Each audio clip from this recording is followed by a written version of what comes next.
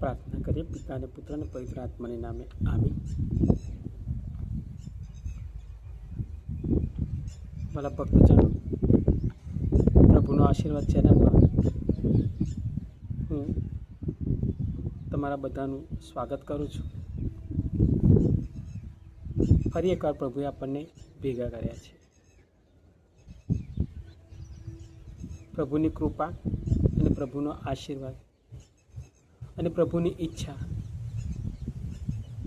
આ પ્રભુની ઈચ્છા થકી જ આપણને ફરી એકવાર ઈશ્વરે આ પ્રાર્થના કરવાનો સમય આપ્યો. આના પરથી એક વસ્તુ ચોક્કસ નક્કી થાય છે કે પ્રભુ આપણને બહુ જ પ્રેમ કરે છે. કારણ કે અત્યારના સમયમાં પ્રાર્થના કરવી એ નાની સૂની વાત નથી. પ્રાર્થના કરવાનો મોકો મળવો એ પણ એક ભાગ્યશાળી વ્યક્તિનું કિસ્મત કહેવાય કે જેની ઉપર પ્રભુની કૃપા અને આશીર્વાદ હોય અને પ્રભુ જેને બહુ પ્રેમ કરતો હોય એને આ પ્રાર્થના કરવાનો સમય મળે. આમ તો આપણને બધો બહુ સમય મળતો હોય છે, 12 દૂના 24 કલાક આપણને મળે છે. એમાં પણ આપણે પ્રાર્થના નથી કરી શકતા વાલા ભક્તજનો. પણ પ્રાર્થના કરવાનો મોકો એ લોકોને મળતો હોય છે કે જે લોકો પ્રભુને પ્રેમ કરતા હોય અને પ્રભુ એમને પ્રેમ કરતા હોય. આજે આપણે ચોક્કસપણે કહી શકીએ, હું ચોક્કસપણે કહી શકું કે પ્રભુ મને પ્રેમ કરે છે અને હું એ પણ કહી શકું પ્રભુ તમને પણ બહુ જ પ્રેમ કરે છે. તો પ્રભુના આશીર્વાદથી, પ્રભુની કૃપાથી આ બેસ્ટ સમય પ્રભુએ આપ્યો છે, માટે પ્રભુનો આભાર માનીએ. આ પ્રાર્થના કરવા માટે પ્રભુએ જે સમય આપ્યો એની માટે આભાર. એટલા માટે કે આ પ્રાર્થનામાં આપણે અને પ્રભુ એક થઈ જઈએ છીએ. અને અત્યારે હું આ જગ્યા પર બેસીને પ્રાર્થના કરું છું તે હું ચોક્કસપણે એ અનુભવ કરી શકું છું અને હું 100% ને 1000% કહી શકું છું કે આ જગ્યા પર મારા પ્રભુ ઈસુ હાજર છે. આ મારા નામની પ્રાર્થના નથી, પણ અત્યારે આપણને જે આ પ્રભુએ સમય આપ્યો છે એ આપણે પ્રભુના નામની પ્રાર્થના કરીએ છીએ. આમાં મારો કોઈ રૂલ નથી. આ પ્રાર્થના આપણે એટલા માટે કરીએ છીએ કે આપણે પ્રભુ ઈસુને પ્રેમ તો કરીએ જ છીએ, પણ આપણને પ્રભુ ઈસુ વધારે પડતો પ્રેમ કરે છે. અને અત્યારે આપણા પ્રભુ ઈસુ ખુશ છે, કારણ કે પ્રભુ એટલા માટે ખુશ છે કે આપણે એના નામની પ્રાર્થના કરી શકીએ છીએ અત્યારે. અને પ્રભુ આપણી પાસે એ જ માગે છે કે તું મને રોજે રોજ પ્રાર્થનામાં યાદ કર. મારા ભક્તજનો, ખાલી દેવળમાં જવું એને જ પ્રાર્થના કહેવાય એવું ના હોય. દેવળમાં તો આપણે નોકરીવાળા વ્યક્તિએ છીએ, એટલે આપણને રવિવારના દિવસે ટાઈમ મળતો હોય છે ઘણા લોકોને. પણ આપણે એટલા પણ બીજી નથી કે આખા દિવસમાં પ્રભુ માટે સમય ન કાઢી શકીએ.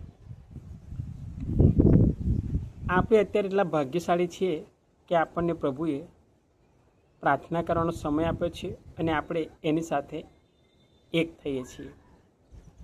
આજે પ્રભુએ મનન ચિંતનનો જે વિષય આપ્યો છે, યોહાનનો 14મો અધ્યાય કડી 7 થી 14 સુધી, એમાં હું 12મી કડી વાંચું છું.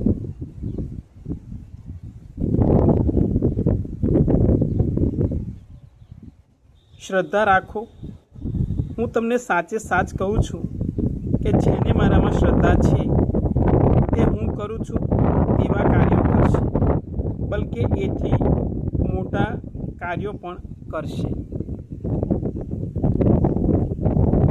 આ પ્રભુ ઈસુ તમને અને મને કહે છે.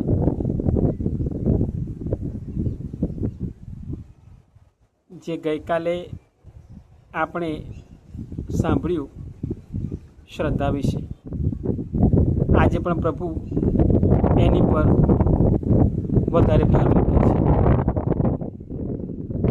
કે જેને મારામાં શ્રદ્ધા હશે તે હું કરું છું એનાથી પણ વધારે મોટા કાર્યો કરી શકશે.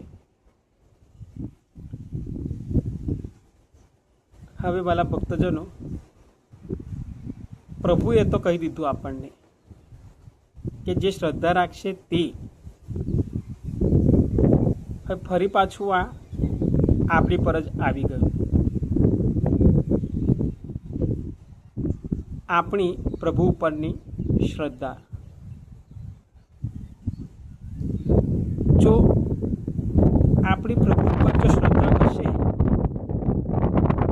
આપણો વિશ્વાસ વધશે. પ્રભુ ઉપરનો વિશ્વાસ વધશે તો આપણે પ્રભુની નજીક જઈ શકીશું, અને નજીક જઈ શકીશું તો આપણે પ્રભુની પાસે પણ રહી શકીશું. ગઈકાલે પણ આપણે જોયું કે આપણે પ્રભુને કશું આપી ન શકીએ. આપણી કોઈ હેસિયત નથી કે આપણે પ્રભુને કંઈક આપી શકીએ. પ્રભુને આપણે જો આપી શકીએ તો એક જ ધન્યવાદ, અને એ ધન્યવાદ એવો કે પ્રાર્થના રૂપી ધન્યવાદ. સમય કાઢીને પ્રાર્થના કરવી અને એના થકી આપણે પ્રભુને ધન્યવાદ આપી કે પ્રભુ આ પ્રાર્થના કરવા માટે તે મને યોગ્ય ગણ્યો અને સમય આપ્યો, એ માટે ધન્યવાદ. આ પ્રભુ આપણી પાસે આજે માગે છે. પણ પ્રાર્થના કરવી એટલે ખાલી બાઇબલ વાંચી જવું કે પછી બળબડાટ કરી નાખવો કે પછી જલ્દી જલ્દી પ્રાર્થના કરી લેવી, એ નહીં. પ્રાર્થના કરવી એટલે આપણને પ્રાર્થના કર્યા પછી આપણને એ અનુભવ થવો જોઈએ કે મારા પ્રભુએ મારી સાથે વાત કરી, કે મેં મારા પ્રભુને કંઈક પ્રશ્નો કર્યા અને મારા પ્રભુએ મને ઉત્તર આપ્યો. જો આપણી પ્રાર્થના ત્યારે જ યોગ્ય કહેવાય અને ત્યારે જ આપણને એ પ્રાર્થનાનું ફળ મળ્યું કહેવાય કે આપણને પ્રાર્થના કર્યા પછી શાંતિ મળે છે. આપણો વિશ્વાસ પ્રભુ પરનો વધે છે કે નથી વધતો. આપણને પ્રાર્થના કર્યા પછી આપણે આપણા મનોમનથી આપણા હૃદયને એવું કહી શકીએ છીએ, આપણા મનને એવું કહી શકીએ છીએ કે હાસ, મારા પ્રભુએ મારી પ્રાર્થના સાંભળી અને મેં જે પ્રભુને પૂછ્યું પ્રભુએ એનો મને જવાબ આપ્યો. જો આપણે પ્રાર્થના કરીએ અને આપણને પ્રાર્થના કર્યા પછી શાંતિ મળે છે, આપણે એક અદ્ભુત શાંતિનો અનુભવ કરીએ છીએ, તો આપણે જાણવું કે આપણી પ્રાર્થના પ્રભુના કાન સુધી પહોંચી ગઈ છે.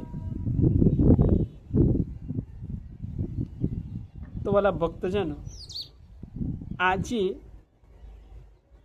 ફરીવાર શ્રદ્ધા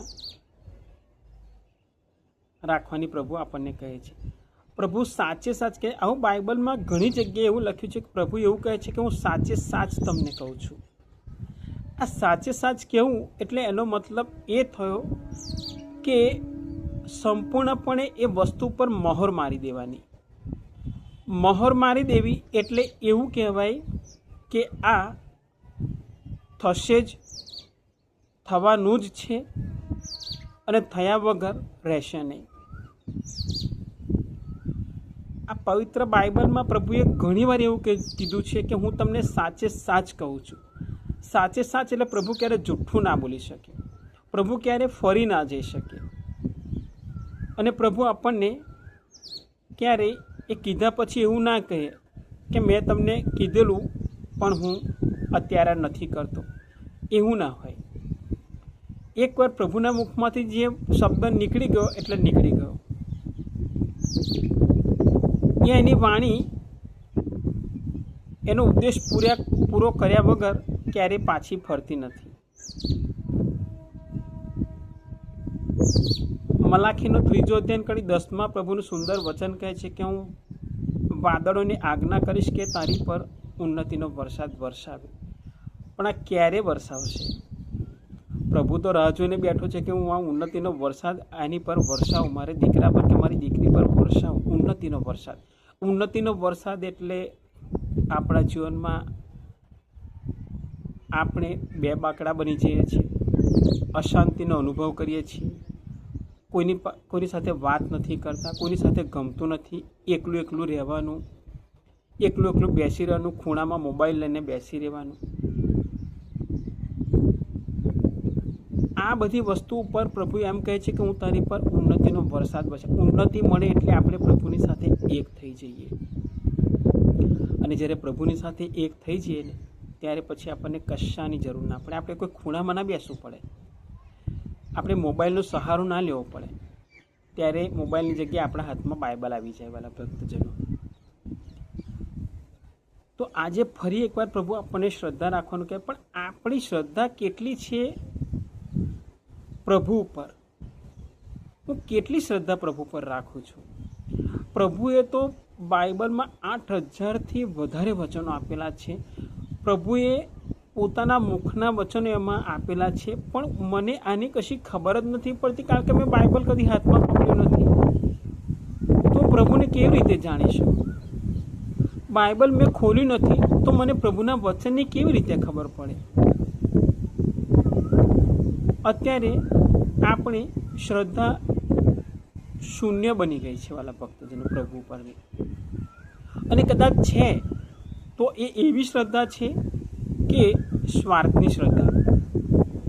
એ સ્વાર્થની શ્રદ્ધા એટલે એવી કે પ્રભુને આપણે એવું કહીએ, જો પ્રભુ તું આ કામ કરીશ તો હું તારું આ કામ કરીશ, તું મારું આટલું કામ કરીશ તો હું તને કેન્ડલ ધરાવીશ, તું મારું આટલું કામ કરીશ તો હું ચાલતા તારા દેવળમાં આવીશ, તું મારું આટલું કામ કરીશ તો હું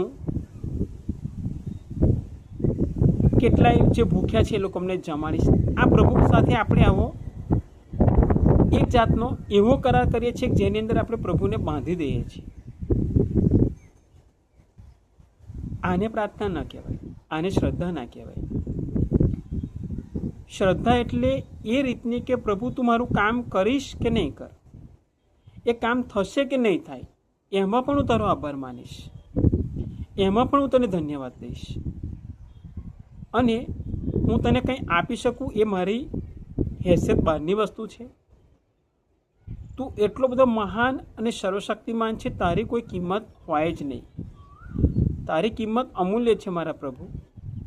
તારી કિંમત કોઈ ચૂકવી ના શકે, કારણ કે તારાથી ઉપર કે નીચે આગળ પાછળ કોઈ છે જ નહીં તારા સિવાય. એટલે જ યશાયાનો 66મો અધ્યાય કડી 1 પ્રભુનું સુંદર વચન કહે છે. પ્રભુ કહે છે કે આકાશ મારું સિંહાસન છે, પૃથ્વી મારું પાવદાન છે, તમે મારું ઘર ક્યાં બનાવશો? પ્રભુને કહીએ કે પ્રભુ મારા દિલમાં બનાવીશ, મારા હૃદયમાં બનાવીશ, તું મારા હૃદયમાં આવીને સ્થાન લે. આ પ્રભુ આપણને પૂછે છે કે તું મારું ઘર ક્યાં બનાવીશ? આકાશ તો મારું છે, પૃથ્વી મારી છે, ધરતી મારી છે, બધું જ મારું છે, તું મારું ઘર ક્યાં બનાવીશ? પ્રભુએ એક જગ્યા આપણને આપેલી છે અને એ આપણે એ જગ્યા પ્રભુ માટે ખાલી રાખવાની છે, પ્રભુ માટે આપવાની છે. ને એ આપણું દિલ, આપણા હૃદયમાં પ્રભુ આજે સ્થાન માગે છે. આપણે પ્રભુને ક્યાંય શોધવાની જરૂર નથી, પ્રભુ આપણી પાસે જ છે. આમાં 9મી કડીમાં પ્રભુ કહે છે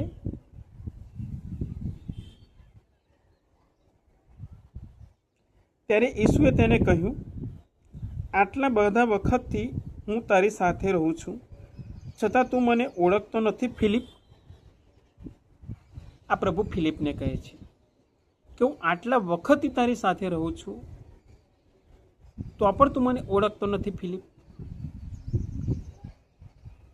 આ ફિલિપ જે સાક્ષાત પ્રભુ ઈસુ સાથે વાત કરે છે, આ એ જ ફિલિપ જે પેલો નાનો છોકરાના હાથમાં એણે કીધું, પ્રભુને કહ્યું હતું, પ્રભુ આ છોકરાની પાસે 5 રોટલા ને 2 મચ્છી છે, અને એમાંથી પ્રભુએ મોટો ચમત્કાર કર્યો હતો.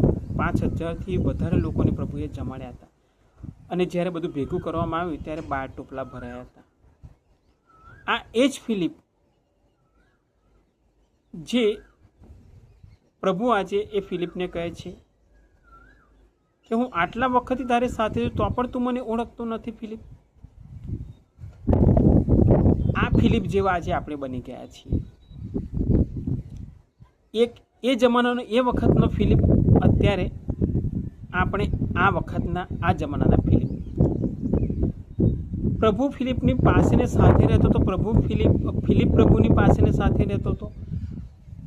તો ફિલિપ આવું કહે છે પ્રભુ ફિલિપને આવું કહે છે, કારણ કે ફિલિપની શ્રદ્ધા પ્રભુ પર કદાચ નહોતી. પ્રભુ જે કાર્યો કરતા હતા એમાં એ ઓળખવામાં એની ઉણપ હતી. એટલે આજે પ્રભુ ફિલિપને એવું કહે છે. પ્રભુ આજે પણ આપણને એવું કહે છે. આજે પણ એ જ પ્રભુ છે જે મોટા મોટા ચમત્કારો એમના જીવનકાળમાં પ્રભુએ કર્યા, એ આજે પણ કરવાની સમર્થ છે જ. આજે પણ એનો એ જ પ્રભુ આપણી પાસે છે. પણ આજે આપણે એ ફિલિપ જેવા બની ગયા છીએ. જેમ પ્રભુએ ફિલિપને કીધું કે હું આટલા વખતથી તારી સાથે છું તો પણ તું મને ઓળખતો નથી. આજે પ્રભુ આપણને કહી રહ્યા છે, વાલા ભક્તજનો, કે મેં તારા જીવનમાં આટલા ચમત્કાર કર્યા. જે અશક્ય હતું એને મેં શક્ય બનાવ્યું. જેને તું લાયક નહોતો એ મેં તને મેળવી આપ્યું. જે તારા કદાચ એવું કે તારા કિસ્મતમાં નહોતું તો પણ મેં તને આપ્યું. તો પણ તારી શ્રદ્ધા મારી પરની આટલી ઓછી કેમ?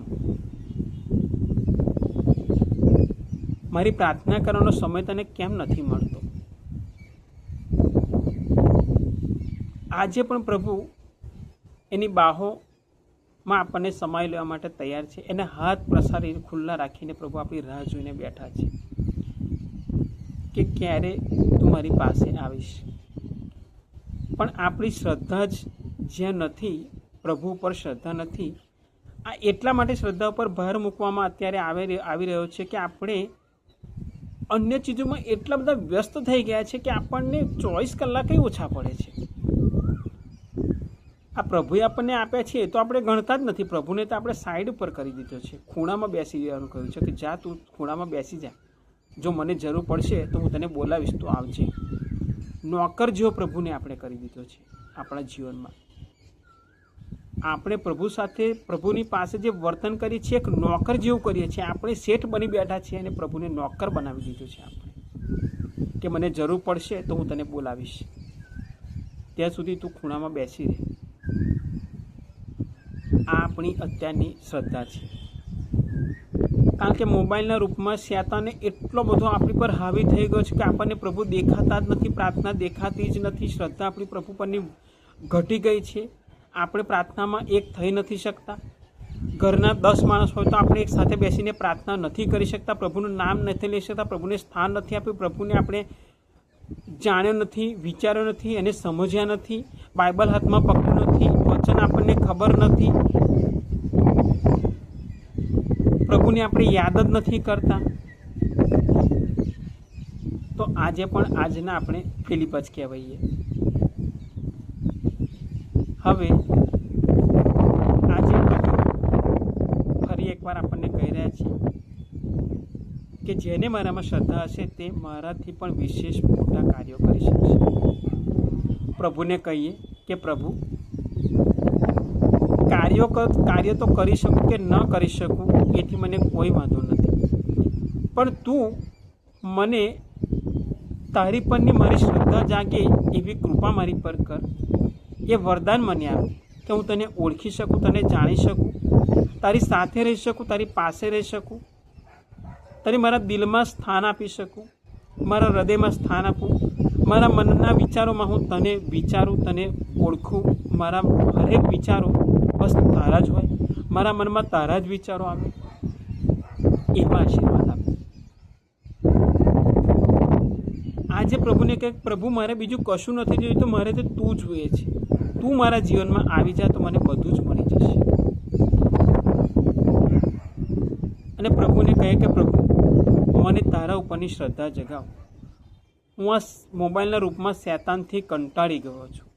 હું ક્યાંયનો નથી રહેતો. મને આખા દિવસ દરમિયાન મને ક્યાંય શાંતા નથી મળતી, ક્યાંય મને શાંતિ નથી મળતી. હું બે બાકડો બની ગયો છું. હું એકલો એકલો રહું છું. મને કોઈની પાસે રહેવું ગમતું નથી. આ બધું જ કારણ, આ બધા જ પ્રશ્નોનો જવાબ એક જ, આપણે પ્રભુને સમય નથી આપ્યો. સમય નથી આપ્યો એટલે એવું કે આપણી પ્રભુ પરની શ્રદ્ધા નથી. આજે પ્રભુને કહીએ કે પ્રભુ સાચો મસીહ બનું કે ન બનું, પણ સાચો વિશ્વાસુ બનાવો, સાચો વિશ્વાસુ બનાવો. આ શૈતાનના હાથમાંથી મને છોડાવી લે અને તારી સાથે મને રાખ, તારી પાસે મને રાખ. હું ફિલિપ જેવો ન બનું પ્રભુ, ફિલિપ જેવો ન બનું, પણ મારા પ્રભુ હું કોઈને પણ મળું, કોઈની સામે જઈને ઊભો રહું તો એ સામેવાળી વ્યક્તિ મને એવું કહે કે આ સાચો ખ્રિસ્તી છે, આ સાચો પ્રભુ ઈસુનો દીકરો કે દીકરી છે. પ્રભુને કહીએ કે પ્રભુ મને તારું એ બળ આપ, એ શક્તિ આપ, એ કૃપા આપ કે જેથી કરીને હું તારા સિવાય કોઈને યાદ ના કરું. ઉઠતા ને જાગતા, હરતા ફરતા ગમે તે જગ્યાએ જવું, મારા પ્રભુ તું અને હું જ, આપણે બંને હોવો જોઈએ. એમાં ત્રીજી કોઈ વ્યક્તિનો સમાવેશ ન હોવો જોઈએ. આ પ્રાર્થના અમે અમારા પ્રભુ ઈસુ ખ્રિસ્ત દ્વારા કરીએ છીએ. આમીન.